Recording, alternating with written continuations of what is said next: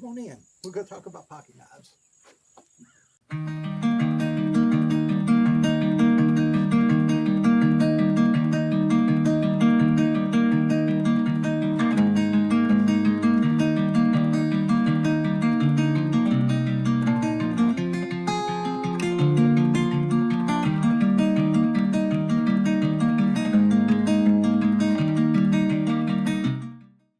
Have you ever just messed up something so badly that you just wanted to walk away from it, give up completely, don't even come back and fix it? That's the story of this knife. It's one I bought. It had a broken back spring. Took the knife apart.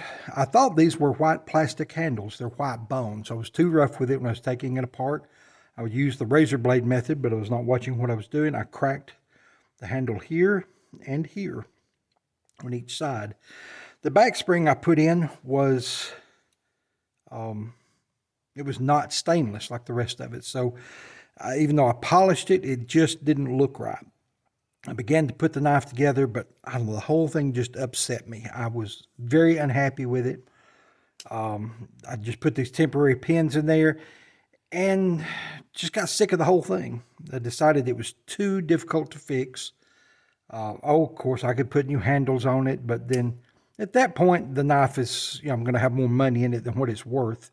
And I hate losing money on things, but I got an idea, and I've let this idea ruminate for a couple of years. I believe I'm going to fix it and give it as a gift. Give it to my pastor. But I'm not going to fix it in the typical manner. I'm going to get a little odd with it. Here is some water buffalo horn that I got at a pet supply store. So still has the little hangy tag on it there. Water buffalo horn and some blue G10 liners. And I've got an idea that's probably very stupid at the sound of it, but we'll see how it turns out. And maybe, just maybe, this knife repair will be worth it. All right, first thing, we take out these temporary pins, and we will see what I can do with the knife.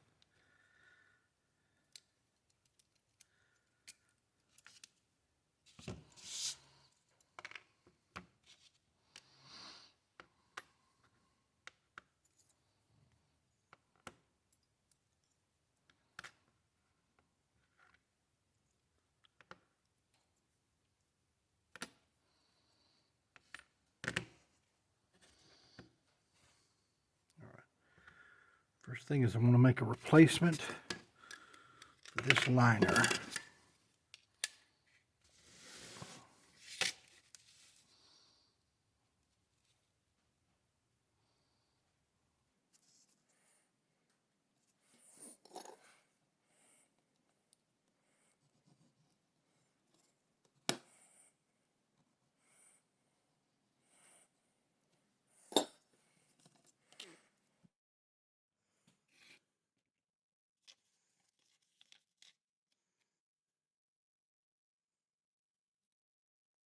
So one of the problems I've encountered in the past when I would try to duplicate a part like this is being unable to keep the two pieces clamped together. No matter how I tried, one of them would slide, would move just a little bit, the holes wouldn't line up, it would just become a mess. The best way I've found to duplicate parts like this is to be able to glue the two pieces together, and then you can work and cut and outline and shape around one piece, make an exact copy of it on the other. Now, the problem with that is if you glue two pieces together, you have a hard time getting them apart. You often damage them when you go to take them apart. So this is a trick I learned from a fellow member of AAPK. That's the pocket knife forum, allaboutpocketknives.com. And that is to coat each of the pieces with a bit of painter's tape. And of course, you'll see me cut an outline around these so it fits it, form fitting to the piece. And then I glue tape to tape. And it will hold them together. They won't slip, they won't slide. Yet when you're finished, you peel the piece off the painter's tape, and all you have are two pieces of painter's tape that's glued together back to back, which I dispose of. Works great.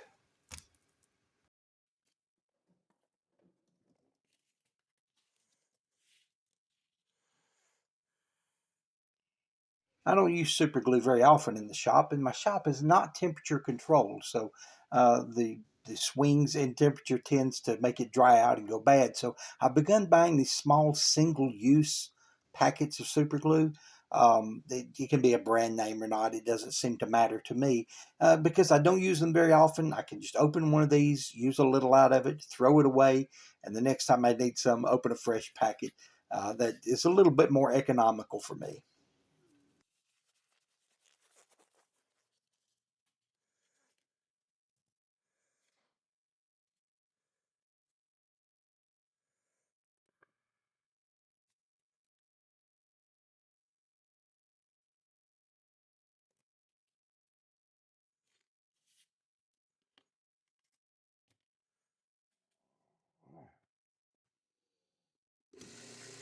Pretty obvious to see. I'm just sanding around the edge of the brass. Again, not quite touching it, just like I typically do with handles, but getting within just a hair's breadth of the brass. And that is sanding down the G10 micarta liner to fit. Getting it, outlined the very same way. Once I have that, I'll drill the holes in a few minutes and separate the two pieces, and it'll be complete. The tape is very thin here. Where I had folded the tape over, it wants to just flop around and get in my way. So in a moment, you'll see me tear off. That's just the excess tape where I had folded it over the liner, and we'll tear that off and get it out of the way. Because the tape is thin, and sometimes it sands in two, and sometimes it just stands out and flops around in the way. It's kind of odd. Something I didn't expect until I did this.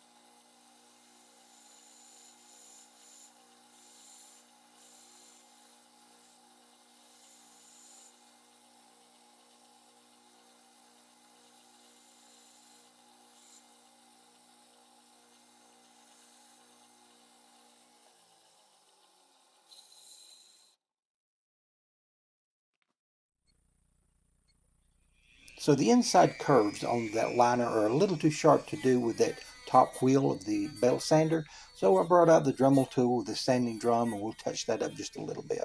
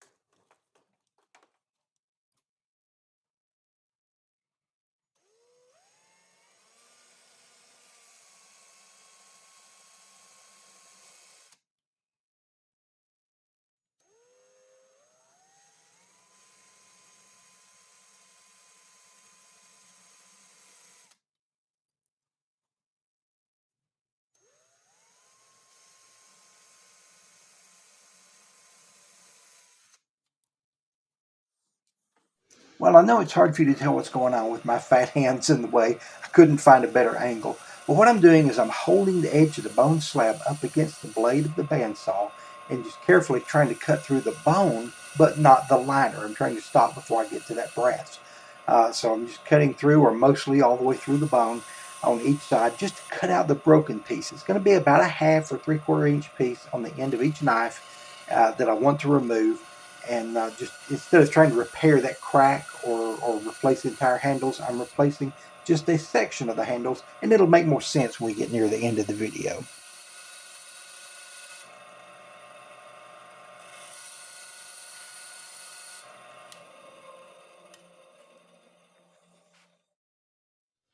And here I'm just cutting out a section of that buffalo horn to use to repair that handle.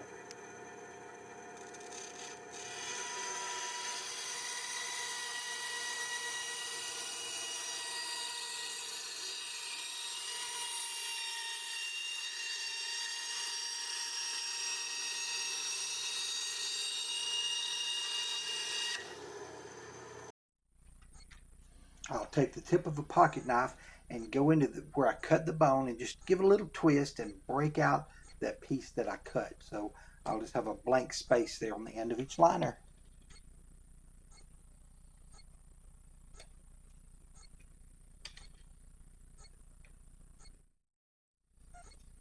I cut the ring of buffalo horn at a slight angle so I can get the thickness I need at any point just by laying it up against the knife, sliding it over until it fits. I'll use my side cutters that I used to cut wire with just to snip out a piece rough cut and get a couple of pieces to go in here.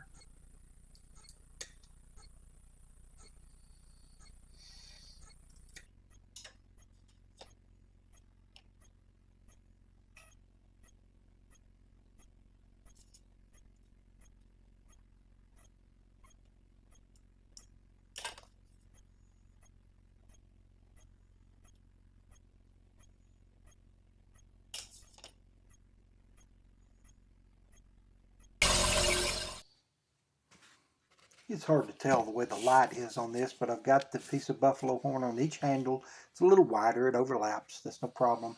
I have a couple of pieces of G10 liner cut out to make that fit tightly against the bolsters. And then I'm about to peel off this liner that I made. We'll use the blue G10 liner, and we're getting pretty close to being able to glue and then put this knife together.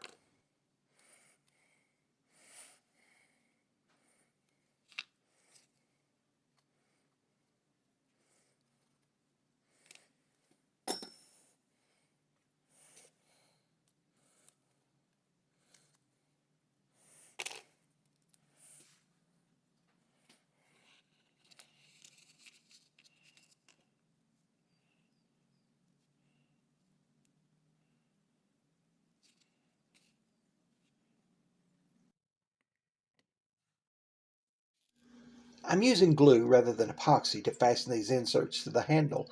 Now I'm going to put some out on the card here, and then you'll notice that I fiddle around with the bottle for a moment. I'm trying to get the air bubble out of the bottle before I cap it back. These polyurethane glues work very well, but they cure in the presence of water. So we live in a very humid area, and the moisture in that air bubble will cause the glue to go bad. So I've lost a few bottles that way. So if I take the time to get the air bubble out, sometimes I even put a clamp on the bottle afterward so it doesn't draw air in afterward when it's sitting on the shelf, and it lasts much longer. I have great success with this glue. So yeah, we're going to glue these inserts into places, and then the little tiny pieces of liners that I'm using to separate, kind of draw a line of separation between the horn and the bone, and get all that glued into place and clamped into place.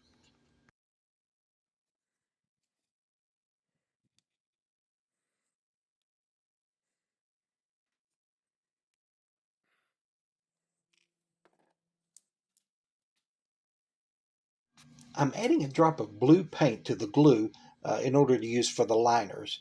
Uh, Sometimes you can get a little hairline crack showing between the liner and the handle material, and I'm trying to get things wedged in there as tightly as I can to prevent that, but with them being different colors, any little crack would show up. So having the glue colored the same color as the liners will prevent that, will fill in anything, and hopefully make this look a little better when we're finished.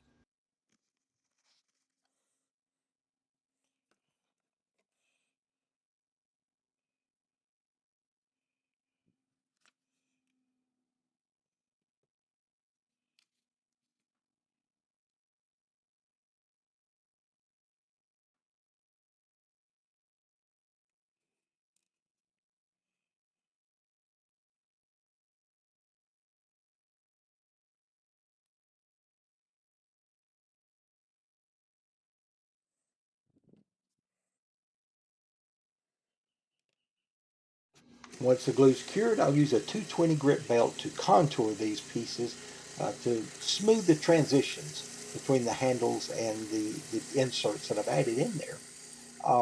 Now, I'm trying to not use the sander too aggressively.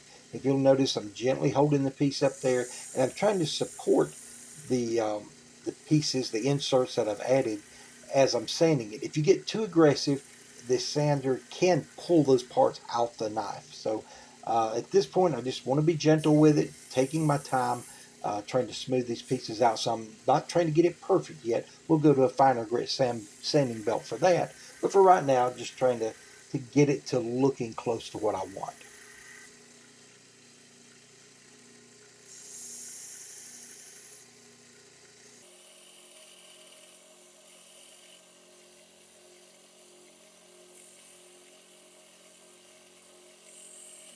This is very much like hafting handle material, except I'm having to haft this small piece to match the bolster on one side and the rest of the handle on the other side.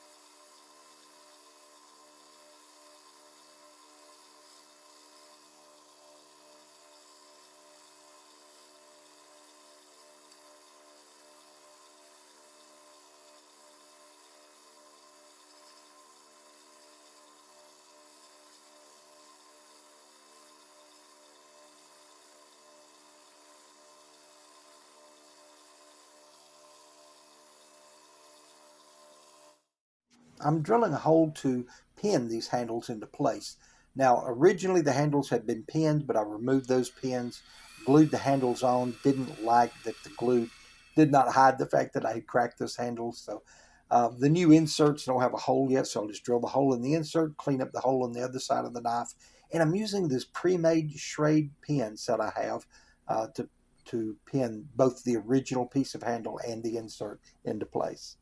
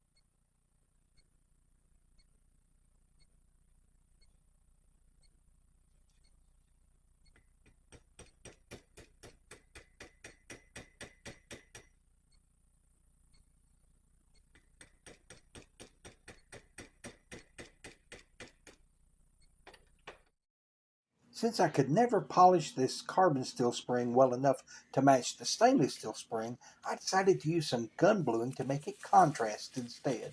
So rather than try to match the other spring, we'll make it look entirely different, and hopefully it will fit in with the overall theme of the knife when we get finished.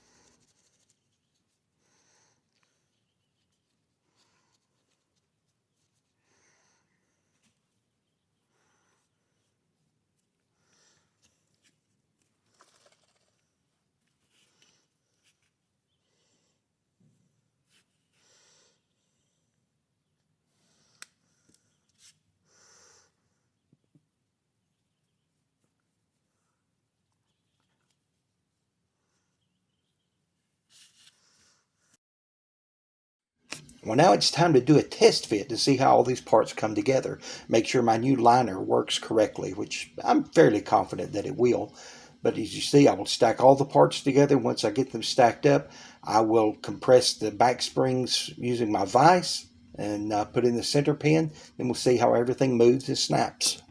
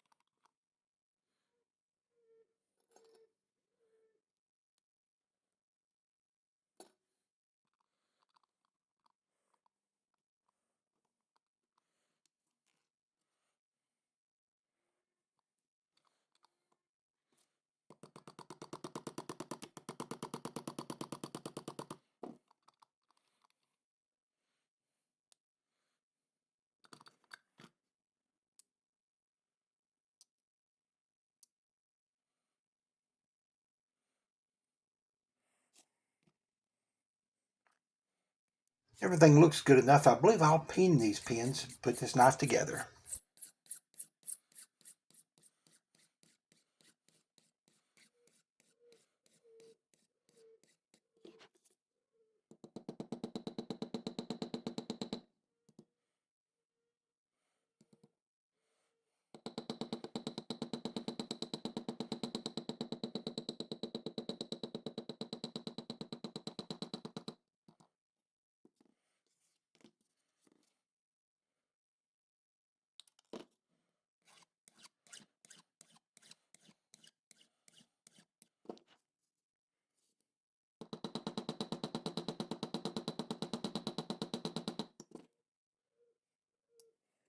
Now, for those that are new to the channel, I'm using a 7/1000 inch feeler gauge as what we call a slackener. I'm inserting it between the blade and the bolster so that when I pin this pin down, I don't get it too tight. You don't want the blade to be so loose that it has side-to-side wobble, but at the same time, you don't want to have so much friction that it's hard to open and close the blade. And I've found that about 7/1000 of an inch is typically dead on. Sometimes you'll tweak it a little bit from there, but that normally gets it just the right amount of tension.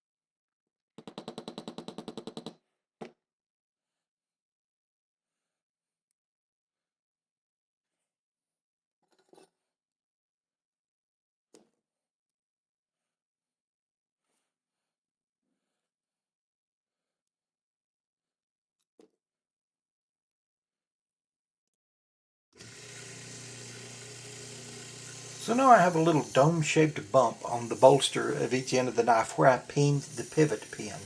The whole point of pinning it that way is to kind of mushroom it out and you get this nice domed little pin. And we love that on the center of the knife. We love it on the handle pins. We don't want that on the bolsters though. So I'm going to use the 220 grit belt to just kind of roll the knife. I keep it moving so I don't develop flat spots, but I roll the bolster of the knife against that belt and I'm just trying to take the pin off and get it even with the rest of the bolster. You will take a little bit of the metal off the bolster, but your goal is to take as little as possible off of it and remove just that pin. I know some guys that are so good they can pretty much do this with a file, but I've just gotten used to using the standard for this, and it's how I roll.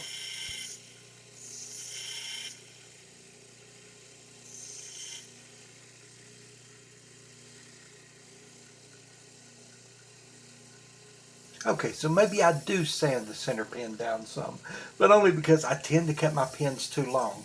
When I pin them, they mushroom out enough to fill the space, but I don't keep mushrooming and shortening the pins because it will swell enough to break those bone handles.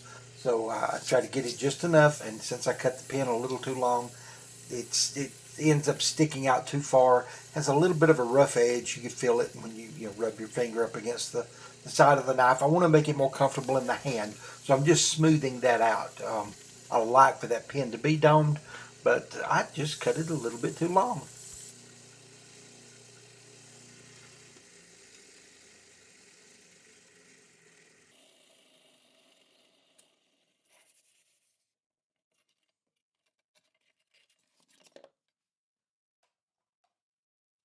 Now I switched to a 400 grit belt in order to take out the sanding marks from that 220, and after this I can go straight from the 400 grit belt to the polisher.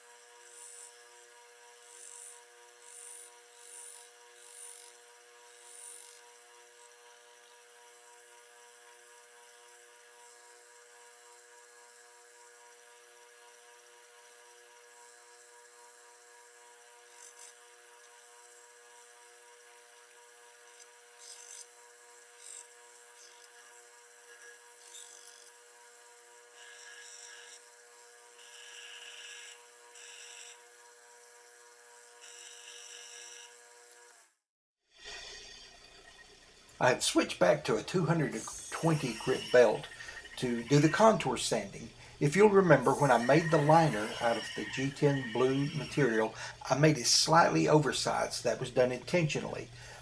If you were to try to make all the parts of a knife and make them with precision, put the knife together, there would be slight differences along the back of the knife and even along the front there near the blade well. So what I do is once I get everything together, then we do the contour sanding to make sure all of those pieces line up perfectly.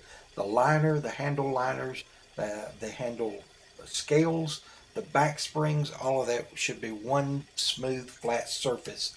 And the only way to achieve that is to sand it along those contours when you're finished.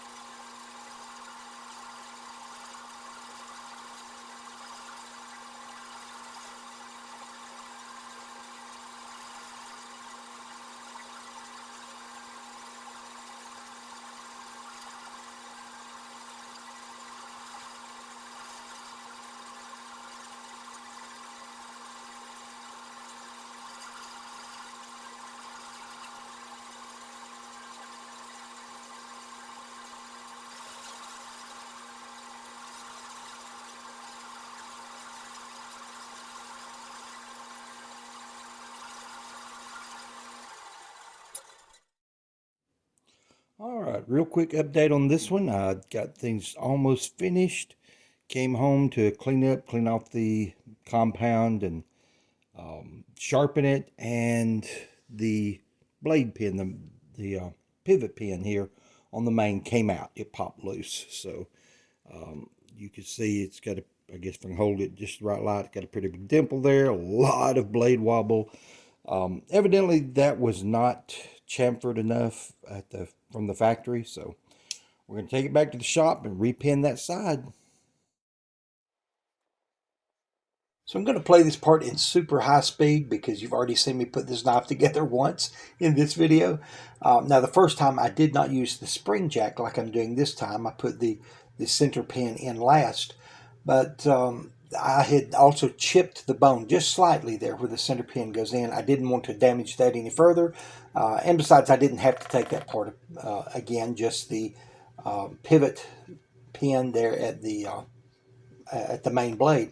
Now off camera I had gone ahead and I beveled those holes more, used a Dremel tool with a ball burr, and right about this point here when I'm pinning this pin, and it's not wanting to pin correctly, I realized I must have grabbed up a stainless steel pin rather than a silver nickel pin. It's alright, it doesn't really bother me because the silver nickel pin that I put in is obviously a different recipe from the bolsters. It never really blended in quite as well as I wanted it to. So the fact that this one is a stainless steel pin is fine because the regular pins did not blend in anyway. Then you get that sometimes because these metals are a different recipe. And now I'm going to go ahead and smooth that out and sand it. And running it at a high speed like this, I can tell from the video that the vibration from the sander moves my camera. I never really noticed it before. When you're playing this at regular speed, it's not something you can spot that easily, but you can definitely see it here. But anyway, so just cleaning up those bolsters, getting that those pins to blend in as far as they will. And here in just a moment, we'll go to polish it again, which will be the second time on this knife. But it only takes a few seconds because I really only need to polish that one bolster.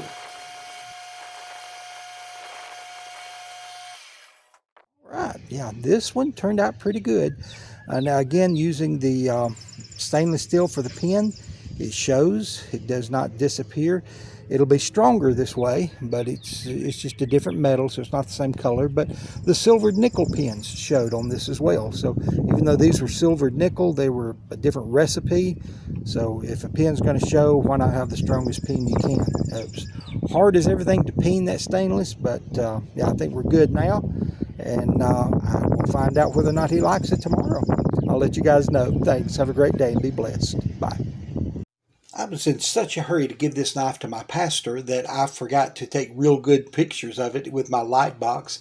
So all I've got are some out of focus pictures that I'm grabbing from the video frames. But I mentioned a couple of times that there is a theme to this knife. And as I said, I'm giving it to my pastor who was retired law enforcement. And so the theme of this knife is, as you see, we've got the white handles with the black section there. In separating them, there's a thin blue line. And the reason I made that center liner blue is for the same reason. When you look at the back of the knife, we have one bright, shiny spring. We have one that is blackened and the blue liner between it. So you have that thin blue line, of course, representing the police officers and how they stand between the light and the darkness in our culture and our society.